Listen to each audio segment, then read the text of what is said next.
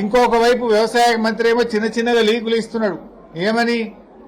మేము యాసంగి రైతు బంధు సాగు చేసిన వాళ్ళకే ఇస్తాం, మిగతా వాళ్ళకి ఎగబెడతామంటున్నాడు. అంటే ఇప్పుడు ఓట్ల అయ్యేదాకా ఆగిండ్రా? యాసంగిలో ఎవరికి ఇస్తారు, ఎవరికి ఇవ్వరు?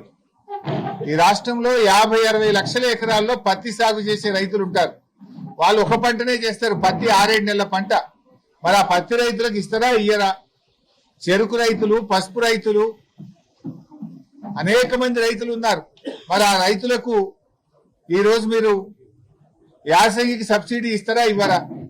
కందులు 10 నెలల పంట, చెరుకు 11 నెలల పంట, పత్తి 7 నెలల పంట, పండ్ల తోటలు ఉన్నాయి, ఆయిల్ పామ్ ఉన్నది. మరి రైతుల పరిస్థితి ఏంది? అంటే నువ్వు అప్పుడేమో రేవంత్ రెడ్డి 3 పంటలకు ఇవ్వాలి రైతు బంధు అన్నాడు, ఇప్పుడేమో ఒక్క పంటకే ముక్కులకు వచ్చిందా? ఇప్పటికే నీ ప్రభుత్వం వచ్చిన తర్వాత 2 ఏళ్లలో 2 పంటలకు రైతు బంధు ఇచ్చినావు, 2 పంటలకు రైతు బంధు ఎగ్గొట్టినావు. మరి ఇప్పుడు యాసంగి రైతు బంధు సంగతి ఏందో స్పష్టంగా చెప్పాలి. అందరూ రైతులకు కూడా యాసంగిలో రైతు బంధు నిధులు వెంటనే విడుదల చేయండి. పెట్టుబడి కోసం ఇచ్చే సాయాన్ని ఆలస్యం చేయొద్దు. తక్షణమే రైతు బంధు డబ్బులు విడుదల చేయాలని చెప్పి మేము ప్రభుత్వాన్ని డిమాండ్ చేస్తా ఉన్నాం.